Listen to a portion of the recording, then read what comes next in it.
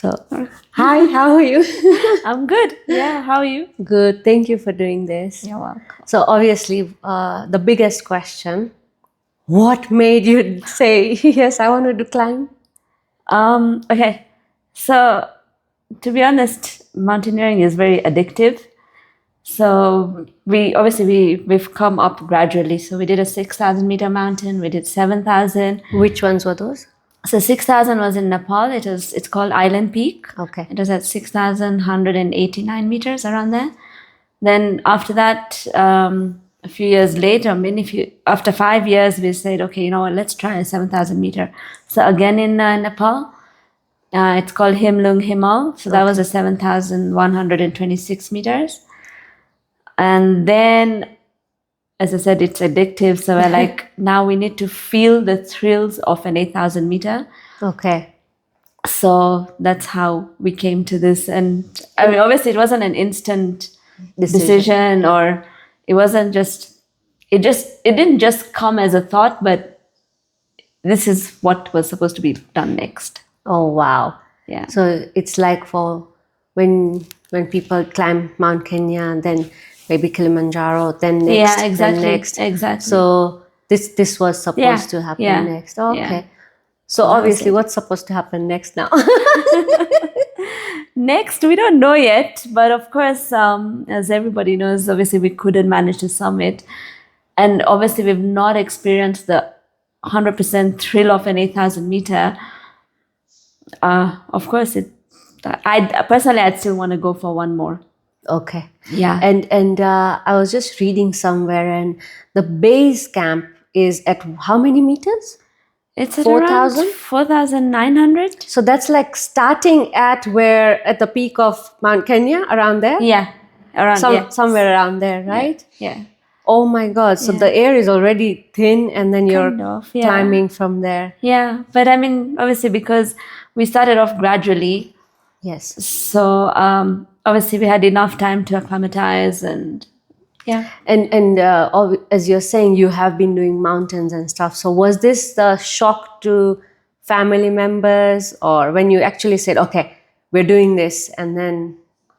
I don't know if it was a proper shock to them. But obviously, family were excited, but had a bit of anxiety as well. Yeah. Everybody has anxiety about these things. Yes. Friends were excited. Supportive. Very supportive. People very who know you just know that, yes. Yeah, this is it. Yeah, this is what you'll be doing. I guess. I guess, yes. Yeah. Because obviously nobody comes out and tells you bluntly that, oh, you know what, you could die, or you could do this, you could do that. You know, nobody will tell you bluntly. Obviously, there are some people like, oh, you know what, if it doesn't happen, take care, come back down. Things like that. But you don't want to hear that at that time. Yeah, it depends on what everyone thinks. You know, some people might think we're stubborn. Some people will probably know us better. But it depends. But you do need such a strong mind and will to even think about something like this. Yeah, definitely you need to. Yeah. But as I said, you know, these things are addictions. So it just happens. Awesome. Yeah. And preparations, obviously. There is some physical and mental preparation that goes into something like this. Yeah. Yeah. So what did you guys have to do? So, okay, firstly, for physical preparations, I personally believe it should just be a lifestyle. Yeah. It's not like, okay, I have a goal and I have to start just working towards it. And then after the goal is over, after I reach the goal or whatever it is, you stop doing it. It's not like that. It should be a lifestyle generally. And you are a living proof of that, because your weekends are cycling, mountain, into the nature, activities, something rock climbing. Like that's what we've seen you do. It's just nice to be outdoors anyway. It's just wholesome being outdoors. And then when we meet you here over weekends, like we're shocked, like, oh, you're here. Yeah. But I mean, yeah. So was that true for everyone who went from here, or people did put in like extra effort? And I mean, we all, to an extent, maybe intentionally put in some effort, but generally, the whole group is pretty active. Pretty active. Yeah, Okay. very much active. And then in terms of mental preparation? Mental, of course, you do a lot of research about everything. You try and read as much as you can. But then I realized personally for me, if I read a lot, it would, I don't know if it wouldn't really put me down, but I just wonder a lot, and I'm like, why, what? Would it like take the excitement out of it? Or I think, more so, exactly. Yeah. More so, I think I wanted to experience it firsthand, not through others. people's eyes. Yeah. Because everyone's experiences are different. Yeah. Everybody's are and different. also everyone prepares differently. Yeah, exactly. Like I used to be that kind of person. Like if I need to know everything, what kind of terrains on day 1, day 2, and weather and everything. And then obviously it's a mountain. Somebody's experience cannot be the same as yours. And then when you go there, you find something different, and you're like, oh, I'm disappointed. Yeah. So I think to an extent, I just wanted it to be a surprise. I mean, I read as much as I could, but mentally, and the other thing is, when you really, really want to do something, you're already sort of mentally prepared. Yeah. To some extent. Exactly. Yeah. So that's good. Oh, nice. And then life on the mountain, how was that like? Oh, it was beautiful. To be honest, the Karakoram range is magnificent. It is huge. It is intimidating. And of course, from the first day of the trek, you have to start camping. Yes. So you're camping throughout. Yeah. And it's very raw. So it was, actually the experience I could say was very, very raw. Life on the mountain on a daily basis was pretty simple. You just wake up, have your breakfast, hike, the usual. But I think just the views, like from day 1, we used to see mountains as high as 6,000 meters from day 1. Oh, wow. Then obviously as we went higher, we could just see 7,000, 8,000. And a lot of the peaks have not even been named because there's just so many. Wow. So it was very, very spiritual. Yeah, very nice. Can we come back to what you said, spiritual? Like what does spiritual mean for you? Because you're a mountain person. For you, just okay. That's a tough question. But I think in terms of spirituality, it's like you just feel they just feel free. You just feel you're completely stressless, worryless. You're not thinking about anything except yourself at that point. And you're just in that I don't know, you're just in that zone where everything just feels perfect. Oh, that's beautiful. So when I go on the mountain, I feel like I have to be in that moment. Yes. And nothing else. So there is no other thoughts, because I have to watch where my foot is going. Exactly. Because you don't want to fall. Yeah. And then the best part about a lot of these mountains are there's no network. Yes. So you're just forced to put your phone down. And also I was saving battery. Of course. So phone was just basically a camera. Yeah. So it also forces you to disconnect from that as well. Absolutely. And I think, there is a lot of power in being in the now. 100%. And I think that's what was beautiful for me. Yeah, exactly, yeah. And who carries all your stuff? Did you guys carry everything up, or like food and tent, or was there help? No, so in the main mode of transport in the Karakoram is mules. Oh, okay. So most of our gear, our tents, in fact, most of our stuff was just carried by the mules. So we had mules coming with us from the first day. The mules already there, ready. Okay. So every morning you have to just wake up, pack your stuff, and they're just put on the mules and they come with you to the next camp. Oh, wow. Yeah. So most of it was mules. And how was the food? Like, what kind of food did you guys get? Was everybody vegetarian or no? Like, from all of us, yes, we were all vegetarian. And of course, as you know, Pakistan is dominantly a non-vegetarian country. But they catered for us really well. We used to get good vegetarian food. We used to get dal, rice every day. Oh wow. We used to get chapatis. It was very nice. We used to get curries. So they really tried and catered for us. Oh wow. Yeah. And was it cold from the word go? Like from base camp, it was just cold and it got colder? From base camp, so initially the weather for a few days was really, really hot. Oh, okay. Yeah, the mountain was very hot this time. Yeah. So from base camp, we had a few hot days during the day, and then nights obviously get chilly. Okay. And of course, now, our base camp is also on a glacier. Yeah. Yeah. So even then, like, when you at night, obviously it's pretty cold because pretty now you're cold. sleeping on a glacier. Yeah. And then, so how do the climbs happen? Like, okay, before you guys left, you're explaining like you go to camp 1 and then you have to come down. Yeah. And then you go to 1 and 2. Ideally, yes. So for us, what happened is from base camp, the first rotation that we do. Okay. First rotation, we went up to camp 1 and we spent a night there. And then the following day, we came back down. Okay. Ideally, the idea was to at least go towards camp 2 on the next day and then come back down to base camp. But the weather was not the best. Okay. Yeah, so then we said, you know what, rather than risking it, let's just go back to base camp. So the following day we went back to base camp. Then we rested a few days. Then the plan was now we go straight up to camp 2. Okay. And then spend a night there. And then try and go towards camp 3. Okay. And come back down. Okay.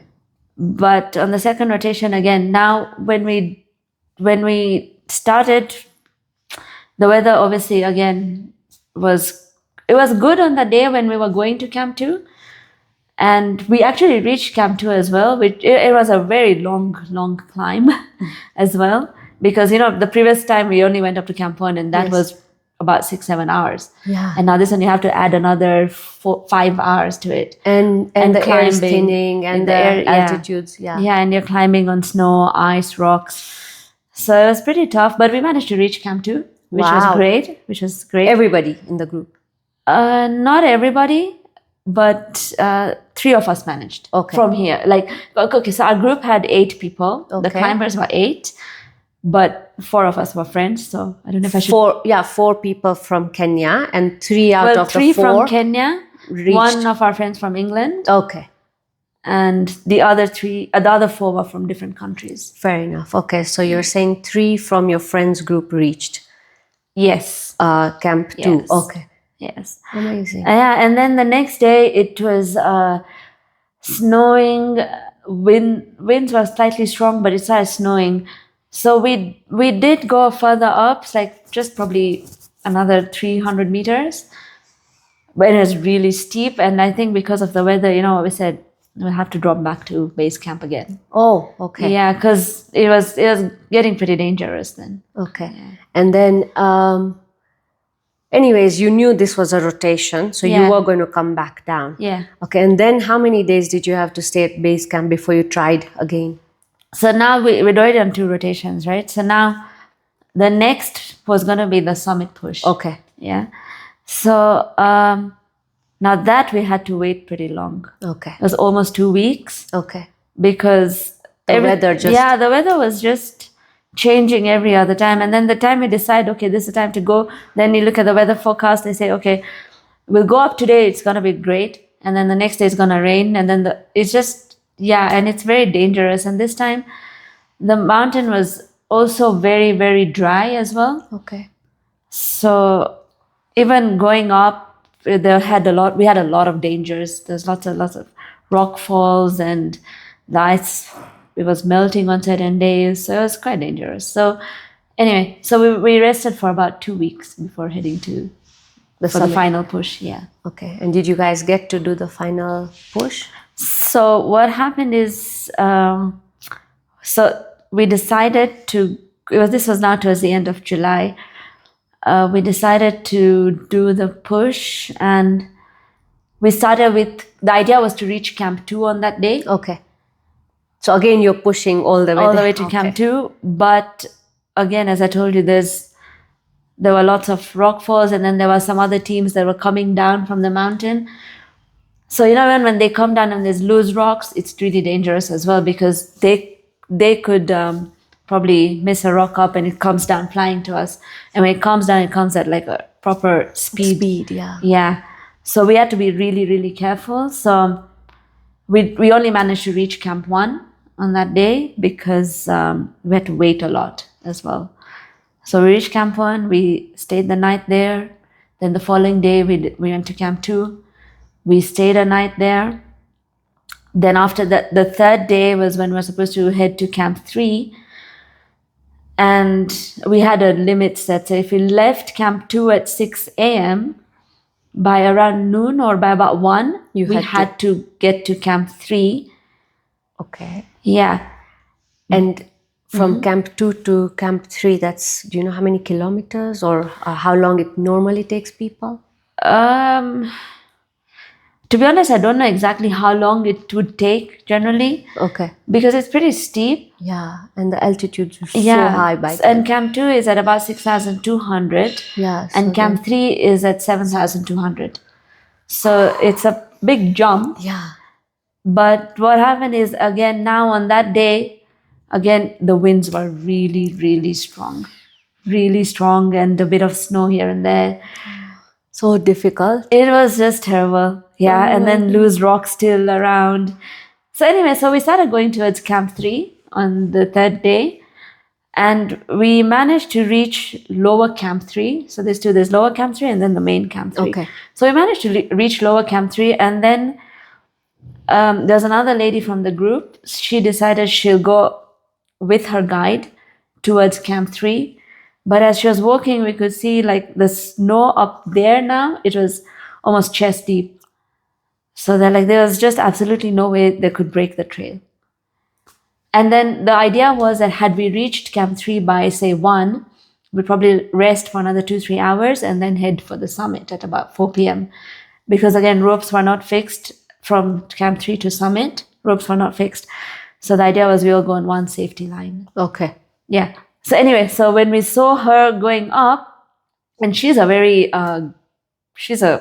great mountaineer, a very smart mountaineer. Yeah, okay. So when we saw her going up and they could not break trail and they started coming down, we said, no point. Yeah, trying.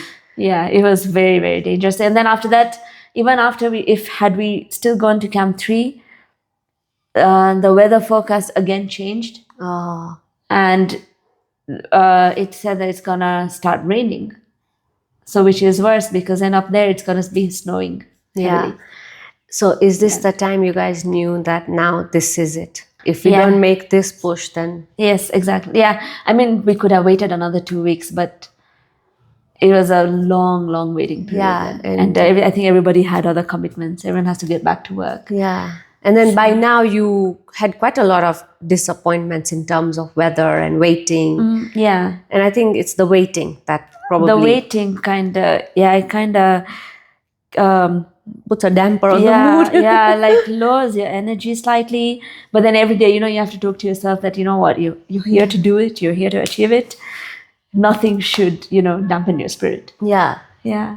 So, but anyway, we reached lower Camp 3, which is at about, I think it's about 6,900 or 7,000 meters. Oh, amazing. So we reached there. And did you guys need oxygen by this or no, none of you? No, thankfully, we were all okay. Wow. Thankfully, yeah, we didn't need oxygen. Idea was to use oxygen from Camp 3, and just in addition, our oxygen tanks were already placed in there. Okay. Yeah, but unfortunately. So they were prepared for you guys if you made the push. Yeah. Wow. Yeah. So everything was ready. It's just natural. Yeah. And then for you, when you heard that now we're not going to be able to make it. What were the emotions? What ran through you? I mean, of course, you've put in so much effort. You think everybody wants to summit to an extent, no matter what. Exactly. No matter how, we all say that, summit is not a must. But you've put in so much effort. It was a bit of a disappointment, yes. But then you look at it and you're like, you know what? Because to be honest, the whole way there was a lot of danger. Because, again, I don't know if you know, but there were there was another person on K2 who was coming down. Some high altitude porter was coming down, and then there's suddenly an avalanche that happened, or it was a rock fall, and he died. He died. Yeah. So when you keep on hearing these things, you wonder that what is more important now. We could have forced ourselves to go to the summit, 100% we could have, but what was important? It would have been a success to go to the summit, and then if you don't come back down in one piece, is it a failure or not? No, it's exactly. So we thought of it properly, and to be honest, I think we were content. Yeah, it was a smart decision. Because as I told you, along the way, all of us, including our guides, everybody, to some extent, we all had some small injuries from rock falls and everything. Okay.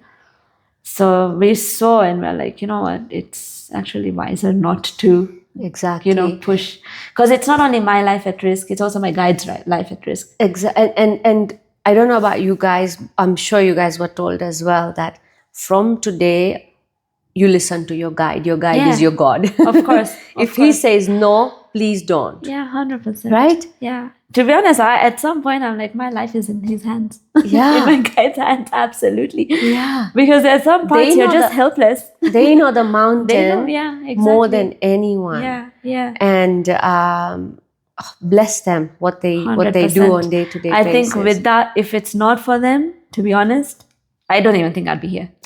Yeah? I 100% don't think I'd even be sitting here. So I had a similar experience, like trying to climb Kilimanjaro. I had reached Barafu camp and altitude kicks in. And I start wheezing really bad. My oxygen was fine, but I don't know what happened. And there were 2 people carrying me down, and the guide was spot on with everything, checking how I was and everything. I had to be helicopter lifted. It was so bad, and I was crying when I heard that I'm not going to be able to summit, because there was so much, like, for all the days I was okay. There was no headache, no nausea, nothing, right? But then when it kicks in, it kicks in.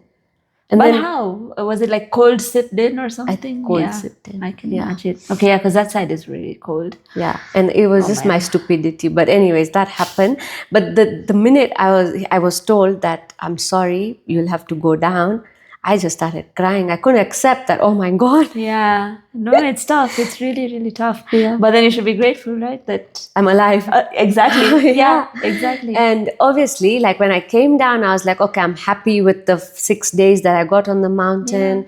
No injuries. The mountain is beautiful. The group, the energy, the food, Yeah. Everything was spot on. Everything was amazing. And just blessed to have experienced that, right? Exactly, yeah. So that was your success. Yeah. But anyways, back to you guys. So, lessons from the mountain. There's a lot of experience gained, a lot of knowledge. I think okay. So if you compare hiking in any other place versus, okay, for me, because Karakoram has been the toughest that I've done so far. Okay. It was a great learning experience on how to, handle yourself, how to handle your emotions, how to be patient. I was just going to ask, do you think you became more patient? I don't know if I became, but at that point you had to be. Yeah, it forced us to be patient. Because you waited 2 weeks before you did the final That was a push. long waiting game, yeah. And what did you guys get up to when you were waiting? So, so for Broad Peak, generally for this time, I'm just giving you general context of what I'll say. Yeah. So for the whole Karakoram, I think there was only 25% of the clients that came in this time because of the India-Pakistan war. Oh, yeah. Many people cancelled. So there were very few clients on Broad Peak as well as K2. And for context, Broad Peak Base Camp and K2 Base Camp are probably about an hour far from each other. Okay. So it's not far. So, so on days when we were just resting, we used to walk either towards K2 Base Camp or we used to walk on the other side. And then there were 2 other camps, 2 other companies that set up camps for Broad Peak. So we used to walk to their camps. So we just used to, make friends, new friends. And then we knew, so we had, so every expedition company, every company basically has to have a liaison officer for the group, and the liaison officer is generally from the Army, Navy, or Air Force. Okay. So it was interesting because most of the LOs were from the Navy somehow, so they all somehow knew each other. Okay. So it was nice because we all became friends then. So sometimes the other companies, LOs used to visit us, or we used to visit them. We used to play cards. We used to just chat about life experiences. So it was great. It was nice. I think because there were very few people, we bonded very well with each other. That and life reflection. I mean, because we didn't have anything to do. The internet was terrible on the mountain. Yeah. So we didn't have to do anything else. So it was nice. Oh, amazing. Yeah, it was pleasant. And then, okay, final question. What are the, in terms of monetary value for something like this, such expeditions, how much should like one look at? I think if you include, because include the gear and everything, gear, the tips like and if the you're travel. So if you're buying new gear, not secondhand, if you're tips, the travel, everything would be ranging between about $22,000 to $24,000. Okay, if people buy everything, but there is an option to hire as well. But there is a set fee for the expedition, and then the other things vary, right? So for hiring, I'm not too sure how it's still working in Pakistan yet. But because Pakistan is not as, or it's not as popular as Nepal, or it's not as easy to get to as Nepal, there's not many mountaineering shops yet there. So people have to go with their own. Yeah, mostly. Yeah. But this is what we saw the first time we visited Pakistan, which was in 2022. We didn't see so many mountaineering shops. But this time we saw a couple more. Okay. So we could have actually bought stuff from there as well, but just that we weren't aware of it. Okay. But it's gaining popularity. Pakistan is gaining a lot of popularity now. So hopefully things change. Yeah. And do you agree of like when we look at our photos from the trip, photos obviously don't do justice to what 100%. you see over there, what you feel? Absolutely. Yeah? 100%. Oh my God. Yeah, photos don't do any justice. Because even if I'll show you a snow-capped peak, you're like, okay, yeah. But do you know why they don't do justice? Because that photo for you holds so much emotions. Yeah. You remember what you were doing and yeah, exactly. Now I can't explain to somebody, and even if I do, they're not going to. It's not on the same level. It's not on the same. Only the people who went with you would understand. Probably. Yeah, absolutely. Yeah. Okay, let's do a quick fire round. Fine. Okay. So, was there any food or thing or person you missed the most? No. Okay. What was the first meal that you had when you came down, or something that you craved a lot? Came down from the mountain? From the mountain. So you mean from the mountain to another city? Yeah. We still had a lot of dal and rice. Oh, shit. Okay, the first meal you had in Kenya when you came home? What did I have? Wow, I can't remember. Oh, okay. But I think it was bale. Okay. Yeah, I think so, yeah. Nice. Did you name or give nicknames to any of your gears? Not quite. Maybe if I really think about it, maybe I could have called my backpack my mule. Okay. That's the only thing that didn't complain or just left me or was with me throughout. Oh, constantly. Awesome. And then I hear a lot of people have weird dreams on the mountain. Did you have any? Or what was your weirdest dream? Weirdly, I didn't really have any. Maybe just about some yaks or something. Yeah, 2 yaks fighting or something. That is weird. But nothing. Yeah, it was just random. But then, yeah, I don't know. I didn't really. I used to have a lot of crazy dreams. Some I remember, some I don't remember. But I know they were crazy. I know, some people are really crazy. Because there's another lady who was with us. She was dreaming about Trump giving her $1 million. And I was like, what is this? Wow. Anyway, so yeah, people had random dreams. And okay, finally, lessons from the mountain. Or would you go back? Lessons you've covered. Would you ever go back? Or would you try another 8,000? Yeah, definitely. I would definitely go back. Not go back to probably Broad Peak because I've known what it is. I've seen what it is. I'd want to go and get another surprise somewhere else. Awesome. For sure, yeah. I don't know when, how, but soon. Amazing. Yeah. Thank you for doing this. You're welcome. It was great. It was fun.